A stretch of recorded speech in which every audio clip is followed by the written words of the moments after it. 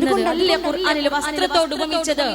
വസ്ത്രം പോലെ എന്നെ പരിചരിക്കുന്ന, വസ്ത്രം പോലെ എന്നെ കാത്തു സൂക്ഷിക്കുന്ന, എനിക്ക് ഭംഗിയേകുന്നവനാണ് എന്റെ ഇണ, എനിക്ക് ഭംഗിയേകുന്നവളാണ് എന്റെ ഇണ എന്ന സ്നേഹമാണ് പ്രിയപ്പെട്ടവരെ നമുക്കിടയിൽ ഉണ്ടാവേണ്ടത്.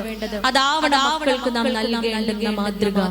ആ മാതൃക നൽകുമ്പോ വാപ്പാക്ക് മകനെ വിളിച്ച് പറഞ്ഞു കൊടുക്കാൻ പറ്റും, മോനെ ഞാൻ നിന്റെ ഉമ്മയെ സ്നേഹിച്ചതുപോലെ, ഞാൻ നിന്റെ ഉമ്മയെ പ്രണയിച്ചതുപോലെ, ഞാൻ നിന്റെ ഉമ്മയെ മൊത്തം ജീവിച്ച മാതൃക കാണിച്ചു തന്നതുപോലെ, ഞാൻ നിന്റെ ഉമ്മയുടെ കുടുംബത്തെ പരിഗണിച്ചതുപോലെ, ഞാൻ നിന്റെ ഉമ്മയുടെ കുടുംബത്തെ ബഹുമാനിച്ചതുപോലെ നീ നിന്റെ ഇണയെയും അവളുടെ കുടുംബത്തെയും സ്നേഹിക്കുക, അവരെയും നീ നിന്റെ ഇണയെയും അവളുടെ കുടുംബത്തെയും പരിഗണിക്കുക എന്ന് വാപ്പാക്ക് പറഞ്ഞു കൊടുക്കാൻ പറ്റണമെങ്കിൽ വാപ്പ ആ രൂപത്തിലാവണ്ടേ കുടുംബത്തില്.